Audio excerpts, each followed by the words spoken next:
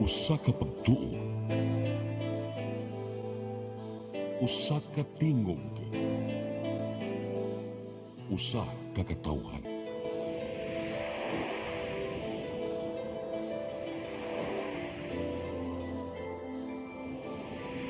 Cebu Catholic Television Network.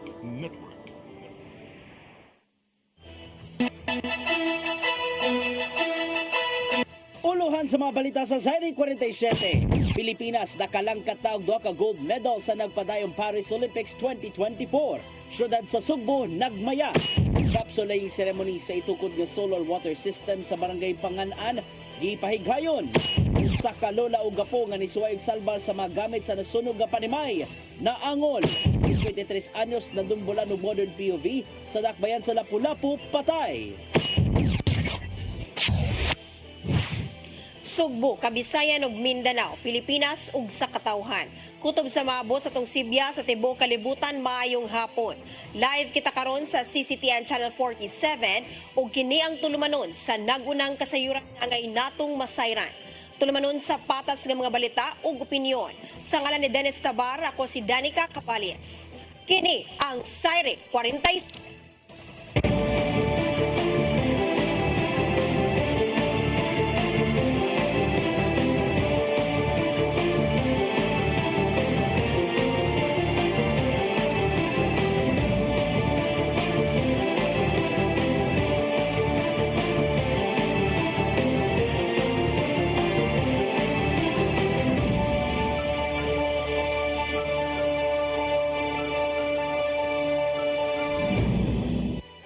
Karon sa kompletong detalye sa mga balita. Nakalangkat og duha ka gold medal ang pambato sa Pilipinas sa gymnastic nga si Carlos Edriel Yulo sa Paris Olympics 2024. Ang 24 anyos nga Olympian nakaangkon siyang unang gold niadtong Sabado sa men's artistic gymnastics floor exercise sa score nga 15.0. Kagabi na langkat usab niini ang ikaduhang gold medal sa men's artistic gymnastic vault sa score nga 15.116. Si Yulo mo'y ikaduhang atleta nga nakalangkat og gold sa Olympics, sunod ni Heidelin Diaz sa 2020 Tokyo Olympics. Makasaysayanon na ang pagkampiyon sa maong gymnast tungod kay siya mo'y unang Pinoy nga nakaangkon og gold sa men's artistic gymnastics floor exercise. Mipadangat og pagpaambit ang Malacañang ug ubang mga politiko dungan sa pagbaha og mga pledges gikan sa managlahing mga kumpanya ug ubang brands.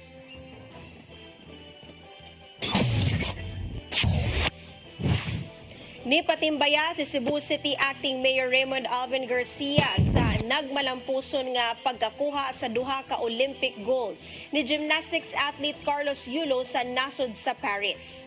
Lakip sa iyang gipasalamatan ng coach nga taga-barangay Hipodromo, dakbayan sa Sugbo nga si Allen Aldrin Casaneda nga giila ni Garcia isip garbo sa mga Sugbuanon ang malampuson nga pagduwa ni Yulo ngadto sa Olympics pinaagi sa abag sa iyang coach.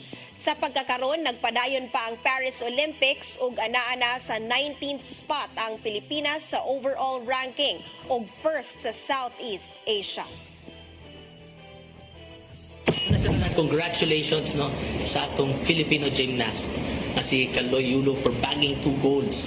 But the wind beneath his wings, usa ka Sugbuanon taga Barangay Hipodromo, si Coach Aldrin. Congratulations nimo, Coach. Mabuhi ka. You're a proud Cebuano and we will welcome you when you come back here. Bisita, we will give you a hero's welcome when you come back here to the city of Cebu. Congratulations once again. Sa laing balita, gipahigayon kagahapong adlaw ang capsule laying ceremony sa tukuron nga solar water system sa Barangay Panganan isip pagtubag sa kanihit sa tubig sa maong isla. Subay pa niini, gitunon usab sa maong barangay ang bag-ong nahuman nga multi-purpose building. Ang kasayuran ni hatod ni Crystal Joy Pelerca. Gipahigayon kaghapong adlaw ang capsule laying ceremony sa himuon nga solar water system sa Barangay Panganan, Lapu-Lapu City. Ang maong itukod nga proyekto gibubuan og 30 million pesos sa buhatan ni Congresswoman Cindy Chan aron nga makompleto ang pagpatrabaho niini. Ang maong solar water system makahimo og 200 ka galon nga tubig matag adlaw ug pwede kining mainom sa mga lumulupyo. Sigon pa ni Congresswoman Chan nga kung mahuman na ang maong proyekto, dili na maproblema sa supply sa tubig ang maong isla ug dili na usab sila kinahanglang mulabang sa mainland aron sa paghakot og tubig. Maka-save gid sila og dakong money ani no kaysa magsisa lang palit og tubig, at least mara na lag naagya po ilang water containers, but at least mo igo na lang sila mo refill no travel. Ang Barangay Panganan mo i-pilot barangay sa maong proyekto ug panitan ang resulta niini aron nga mabuhatan usab ang ubang mga islang barangay. Samtang dungan sa maong capsule laying, gitunol usab sa kongresista ang bag-ong nahuman nga multipurpose building sa maong barangay. Ang maong 15 million building adunay gidak-on nga 160 square meters ug aduna kini upat ka opisina. Matod ni Barangay Kapitan Junray Casao nga himuon kini nilang barangay hall tungod kay ang kasamtangan nilang barangay hall wala pa ma-renovate sukad nga naguba kini ni adtong bagyong Odette.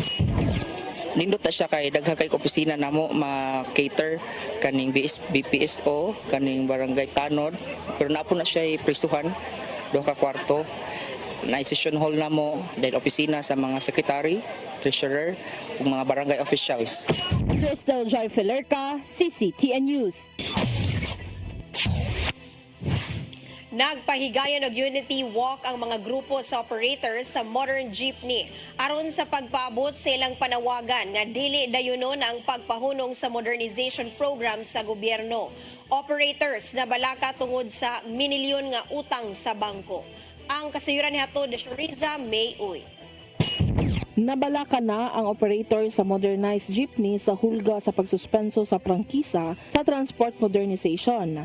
Kinitungod kay milyon-milyon na ang utang sa mga operators ngadto sa bangko aron lang nga makakomply sa rekisitos sa gobyerno nga pagtuman sa transport modernization na panahon pa ni kanhi Presidente Rodrigo Duterte. Tungod niini nagpaygayon og Unity Walk ang 22 ka miyembro sa Federation of Cebu Transport Cooperative gikan sa Fuente Osmeña Circle paingon sa buhatan sa Land Transportation Franchising and Regulatory Board kung LTFRB aron sa pagpaabot nga supak sila sa pagsuspende sa transport modernization. Giawag ni Prisla Lapita na Kabunita, ang chairman sa Latrasco, nga paminawan ang panawagan ngadto sa Senado ug kang Presidente Bongbong Marcos na ipadayon gihapon ang transport modernization. Tupak unta sa among kabubuton sa primero kay ang among kong mga sakyanan tarong pa kayong gipang chap-chap lang niya. Sa unang panahon wala may utang. Kung naman gali may utang ginatos ni libo. Pero sa pagkakaroon ng among utang minilyon. Unya yanu-yanuhon lang nila og suspenso. Ipasabot niya nga dakong tabang alang sa mga commuters ang mga bag-o nga jeep, ilabi na sa kriminalidad, tungod kay dili na makayano-yano paglabni ang mga snatcher ug aircon na sab ang mga jeep. Dagosab kini og tabang ilabi na nga kooperasyon na ang operator ug magtinabangay sa pag-maintenance sa sakyanan. Ila untang tan-awon ang kinabag-an ug unsa poy nahatag nga kaayuhan sa atong mga commuters ang modernization. Sa unang panahon, ang mga commuters nato daghan kayong malabnihan sa mga mangunguot tungod kay open ang sakyanan karon safety ang pasahero. Samtang si Cebu City Council Transportation Committee Chairman na Councilor James Cuenco, suportado ang panawagan sa grupo, ilabi na nga ang mga operator sa syudad compliant. Gani ana asa 90% nga mga operators ang nakakomply sa gipangayo sa LTFRB ang natuma na sa syudad ug igo na lang nagpaabot sa local transport route plan nga makasumiter tungod kay nalangan kini tungod sa nagpadayon pa nga pagtrabaho sa bus rapid transit kon BRT. Kaya naman good nga naka-comply sa law, nag-compliance as a matter of fact in Cebu City, more than 90% na. And I really believe nga it's unfair nga ma-sakripisyo kaming kuan status aning mga ni comply. Tungod sa hulga nga masuspenso ang transport modernization, Plano sa konsehal nga magpatawaw og meeting uban ang Tri-Cities ug probinsya nagilangkuban sa Mandaue, Lapu-Lapu ug Cebu Province aron sa susamang direksyon ug panawagan ngadto sa labaw nga opisyales sa gobyerno. Shiri Zameuy, CCTN News. Nasabtan ra sa Land Transportation Franchising and Regulatory Board 7 ang gibati sa mga mipabor sa PUV Modernization Program. Nagpasalamat si Regional Director Eduardo Montialto Jr. sa pagsanong sa hangyo ngadto sa Federation of Cebu Transport Cooperatives nga dili mulusad og strike karong adlaw. Nakita niya nga nadalara sa gibati ang maong grupo human nakabalita sa hangyo sa mga senador nga isuspenso ang PUV Modernization Program. Mao nga dunay katungod ang maong grupo sa pagpadayag sa ilang kahingawa nga sama usab sa gibuhat sa ubang anaa sa transport sector. Sulti nila unity walk nga walay madisturbo nga ruta. Then dili pod sila unta nga pareho nga may gamay nga violente because I understand the outbursts of their emotions. Probinsya sa Sugbo nakigiusa sa liderato ni Presidente Ferdinand Bongbong Marcos Jr. alang sa bagong Pilipinas. Kini ang nahimong tema sa pagbukas sa ika-455 nga founding anniversary sa lalawigan. Ang kasayuran ni hatod ni Gian Navarro. Gibuksa na ang mga kalihukan sa ika-455 nga founding anniversary sa probinsya sa Sugbo pinagi sa flag raising ceremony sa Capitol Grounds. Gipanguluhan kini ni Gobernador Gwendolyn Garcia kuyog ang mga opisyal sa managlaing LGUs o ubang local officials sa lalawigan. Nakahigayon sa pagsaulog ang mga anaa sa government and private sector ingon man ang mga opisyal gikan sa ubang bahin sa Visayas. Nakahigayon sa paghandom ang pipila ka mga local officials sa mga naimong kalampusan sa Sugbo, taliwa sa managlahing mga hagit. Strong, decisive, and compassionate leadership of Governor Gwen Garcia, the local government officials and the people of Cebu rallied together to overcome these challenges and rebuild the province. Let us renew our commitment to Cebu. Let us work together to build upon the solid foundation laid by our predecessors and continue to shape a brighter future for generations to come. The bridge, the airport, and the processing zone is one way or another help shape Cebu as the number one in terms of trade, commerce, and industry. The support of President Ferdinand Marcos Jr., we are confident in a future that holds great promise and prosperity for all Cebuanos. Nag-guest si First Lady Liza Araneta Marcos sa pagsaulog sa founding anniversary ug mihangop sa inimong panaghiusa sa mga opisyal sa Sugbo. Kini aron ipakita sa mga Cebu officials ang hugot nga pagsuporta sa liderato ni Presidente Ferdinand Bongbong Marcos Jr. It's not perfect, but my husband is really trying, and sometimes I feel bad when people see all the negative and not the positive. It's not easy what he's doing, but unity has a lot to do with it. Like in Cebu, in fairness to your governor, she really united the province, right? Human ibalik lantaw sa mga kaagi, gipamatud-an ni Governor Garcia ang panagiusa sa tanan paingon sa pagpalambo pa sa lalawigan. Maong nagdasig sila matud pa sa liderato sa kasamtangang administrasyon alang sa bag-ong Pilipinas nga mauusab ang nimo niyang hagit sa ubang mga gobernador sa Kabisayan. As leaders, as chief executives who understand the burdens that we must face, multiplied 1,000 times for the President himself. If we need to move forward, and we must move forward, we can only do this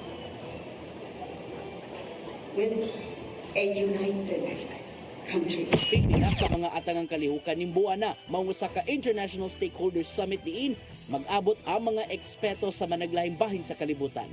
Og ang giatangang leveled up nga pasigarbo sa Sugbo 2024 karong Agosto 25 nga pagasalmutan sa 51 ka mga LGUs. Gian Navarro, CCTN News.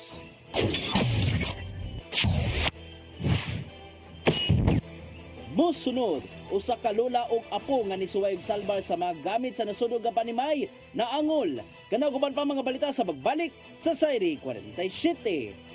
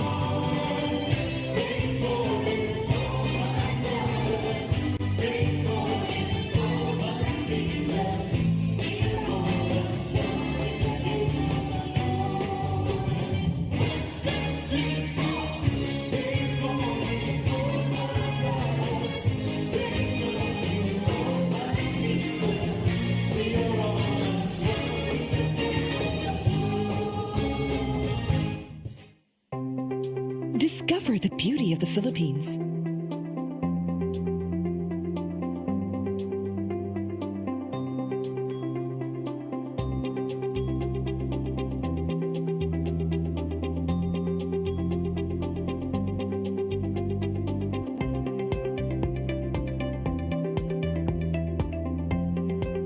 With Philippine Airlines, the country's flag carrier.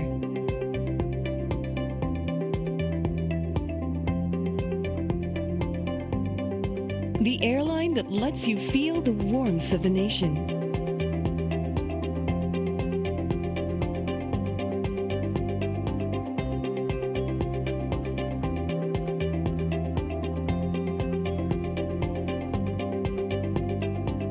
Mabuhay!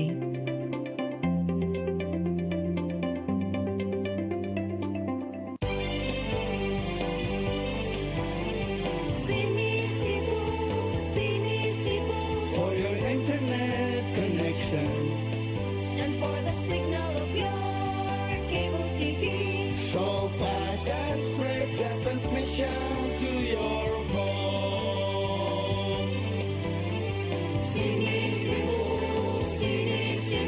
Offers you to have fiber optics for your viewing experience, perfect and clear, so fine. so great and affordable for you to enjoy.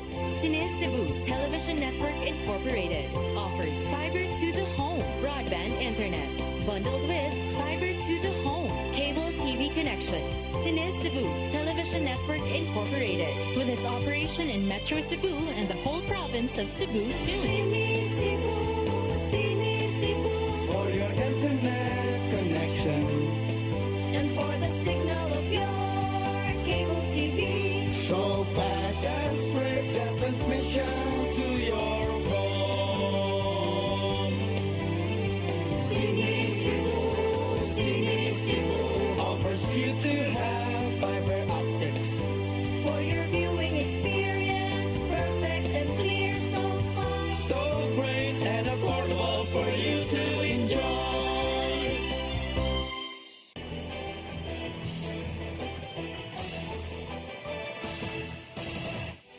Balik sa atong mga balita, naangol ang usa ka lola o ang apo niini human giingong nisuway kini og salbar sa ilang mga gamit sa ilang nasunog nga panimalay. Ang kasayuran ni hatod ni Crystal Joy Pelerca. Naangol ang usa ka lola og iyang apo human masunog ang ilang panimalay sa Porok Judas Belt, Barangay Babag sa Lapu-Lapu City ni adtong adlawng Sabado. Ang maong sunog ni Ulbo alas 6:13 sa gabii. Matod ni FO3 Jeffrey Herodias, ang fire investigator nga giila ang biktima nga si Jeline Danyo, 49 anyos, ug ang apo niining si Lilka Danyo, 13 anyos, nga parehong nakaangkon og second degree burn sa ilang mga naong ug braso. Sa iyang investigasyon, nasuta nga ni suway og salbar sa ilang mga gamit ang mga biktima nga mao hinungdan sa ilang pagkapaso. Ako nasunog po doon ko naman napaso gid itong tagihan ginapil lang yung apo. Kay kuan kanang i-try pa og kanang salbar sa ilang mga gamit na malubol.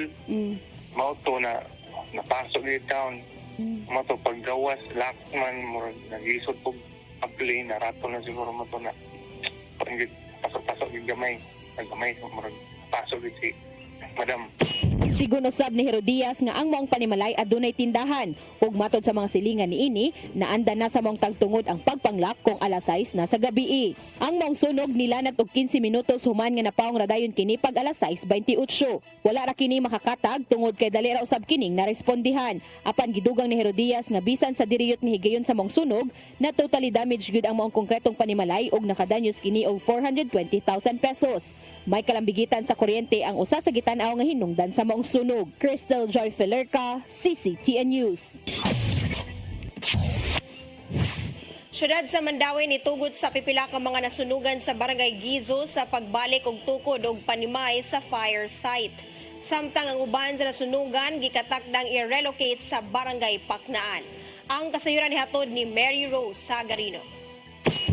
Nahumana ang pagpuyo sa mga nasunugan sa Barangay Gezo sa Gezo Elementary School ni atong Biyernes human sa 15 ka adlaw. Subay niini ang tunghaan balik na karon sa pagpahigayon og face-to-face classes. Giingon ni Attorney Jamal James Kalipayan ang City Administrator nga pipila sa mga nasunugan ang ilang gitugtan sa pagtukod pagbalik og bay sa fire site. Apan ang moabot sa 20 ka mga pamilya nga kaniadtong nagpuyo ibabaw sa sapa ang i-relocate sa syudad sa Ganghaan sa Paknaan sa Barangay Paknaan.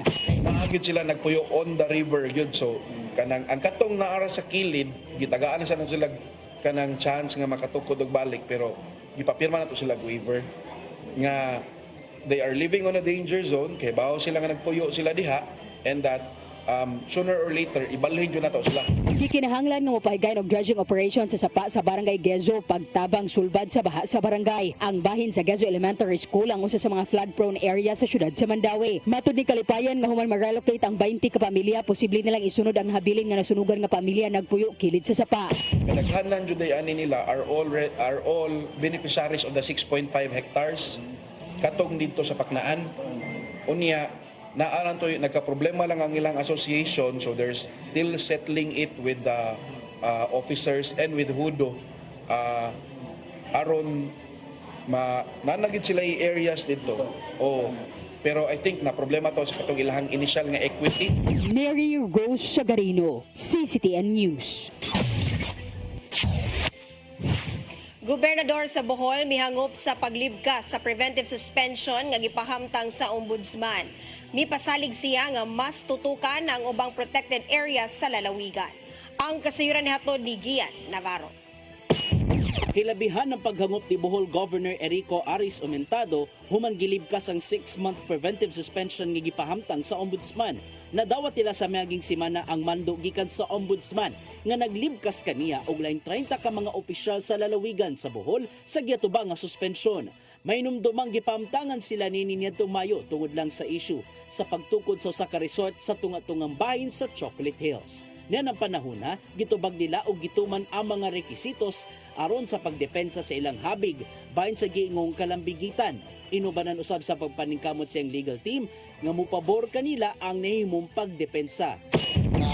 Nakalingkawas sa Kagool and I learned some lesson na kinlanon gud na ato yung tutukan ang mga mga kabahin sa protected area. Mong sampo sa langit ang nimong pagpasalamat ni Aumentado sa iyang mga konstituente nga nagsuporta kaniya. Ilabi na nga na mga hagit kag giatubang sadyang nasuspenso siya sama na lang sa pagtaliwan siyang vice-gobernador. Ang iyang pagdumala sa itong lalawigan sa Bohol, iyang yung na-maintain. Ang kaso lang, ming apas siya sa kong face na kibaw kog naa siya ay underline na situation sa iyang health and moto na stress sa samot, no. Nakahigayon sa pagbisita si Aumentado sa Sugbo karong adlaw og nakigsaulog sa founding anniversary. Nanang panahon na gipakita ang ilang pagsuporta sa liderato sa kasamtangang administrasyon. Kibaw kog dako nga nag-impact sa atong lalawigan sa Bohol in terms of economy, and knowing na sa speeches sa tanan na nagstorya dito ako naminaw, number 1 na magyud ang Cebu. Kung na nag-break, sigurado ko number 2 ang Bohol. Navarro, CCTN News. Muhatag og 100,000 pesos nga financial assistance ang syudad sa Mandaue sa pamilya sa namatay nga pulis nga si Staff Sergeant Orven Set Pelesio.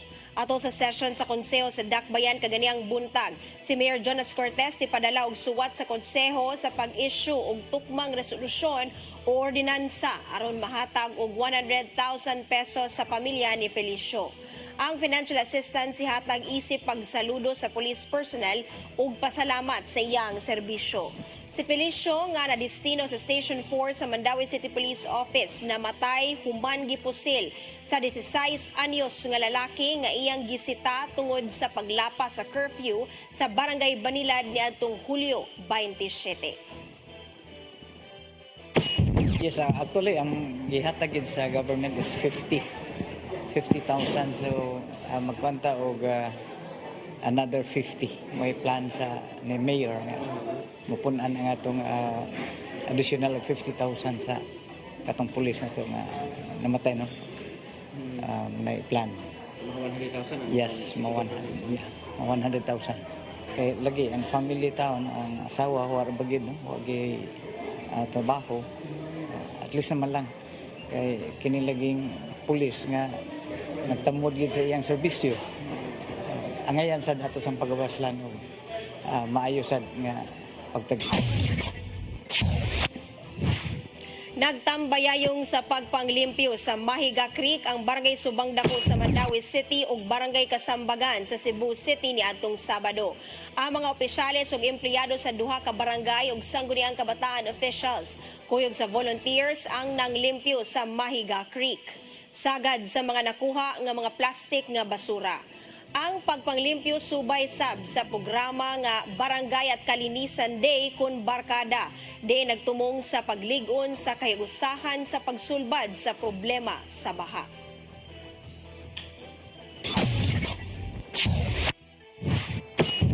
Musunod, 53 anyos na dumbulan og modern POV sa Lapu-Lapu City, patay. Kanaguban pa mga balita sa magbalik sa Sayri 47.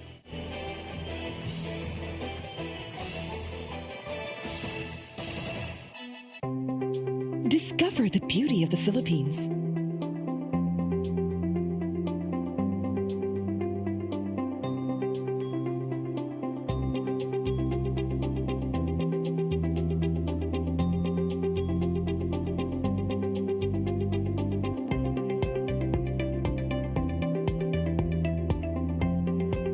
With Philippine Airlines, the country's flag carrier.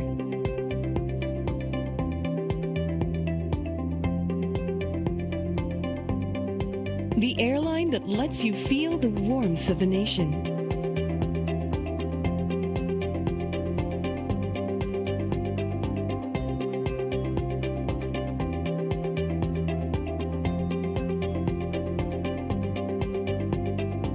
Mabuhay.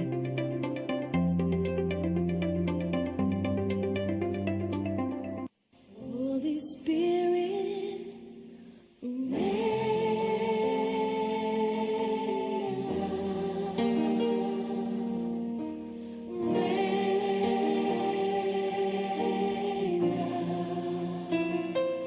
oh, comforter and friend.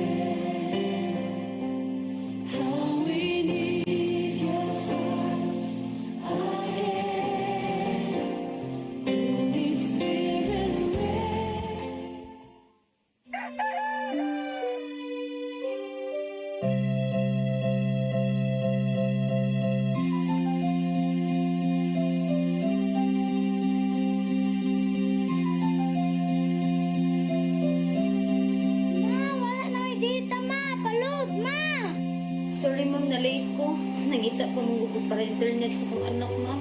Ay, wala na yung problema. Mag-Sinisibu. Sinisibu, Sinisibu. For your internet connection. And for the signal of your cable TV. So fast and straight the transmission to your home. Sinisibu. Sinisibu, Sinisibu. Offers you to have fiber optics. For your viewing experience, perfect and clear so fast. So great and affordable for you to enjoy. Sinisibu. Cine Cebu Television Network Incorporated offers fiber to the home broadband internet bundled with fiber to the home cable TV connection. Cine Cebu Television Network Incorporated with its operation in Metro Cebu and the whole province of Cebu soon. And affordable for you to enjoy. Sinisibu.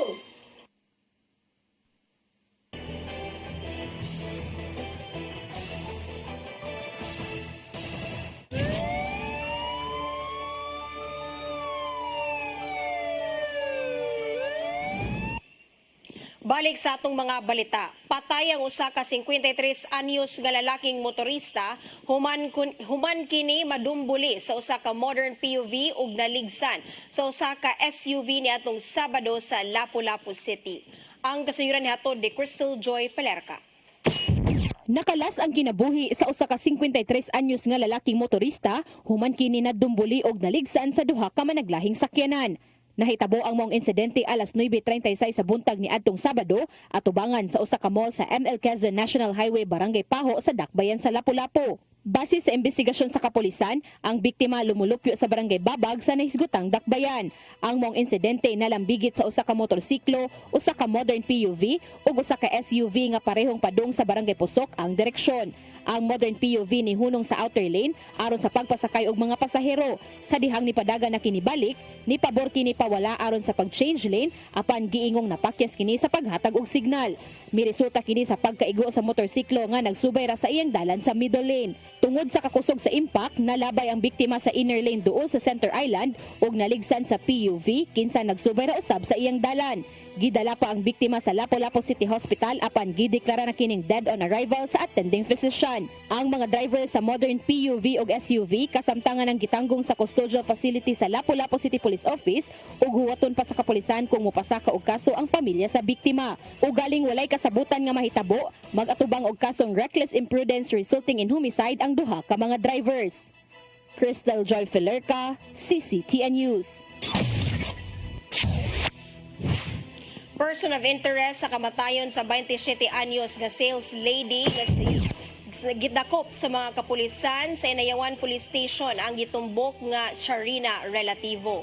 Kini human nakadawat og alarma ang kapulisan pasado alas 4 sa hapon niadtong Sabado, Agosto 3. Nga ang silingan sa biktima nga si Darren Cui, 25 anyos, anaa sa Sambag 1, Dakbayan sa Sugbo ug aduna kini armas. Si Cui og relativo parehong nag-abang sa sitio Laguna, Barangay Bulacau.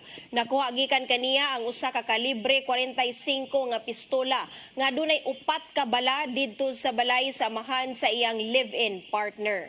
Gikustodiya ang maong dinakpan tungod sa paghupot ni ini og armas samtang gipalawman pa usab ang investigasyon sa kamatayon ni relativo aron sa pagsuta kung aduna ba gyud siya'y kalambigitan sa netabo sa maong sales lady.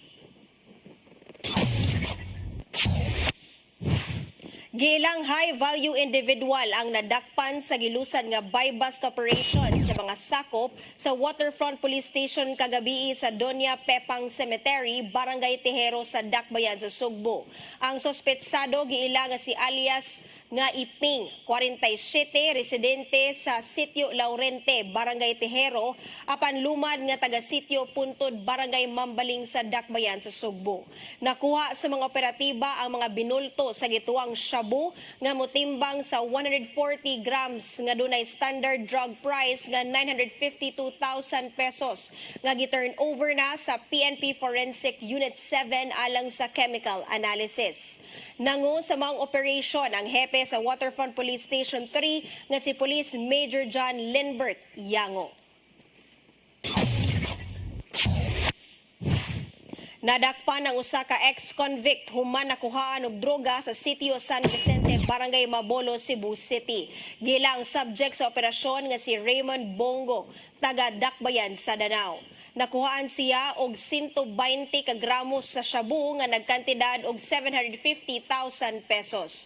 Matod sa Regional Police Drug Enforcement Unit 7 nga nagsilbing bodigero si Bongo sa supply sa drogas gikan sa iyang amo nga usa ka piniriso. Hinungdan nga nagpahigayon og 4 ka semana nga surveillance una pa nilusad ang operasyon.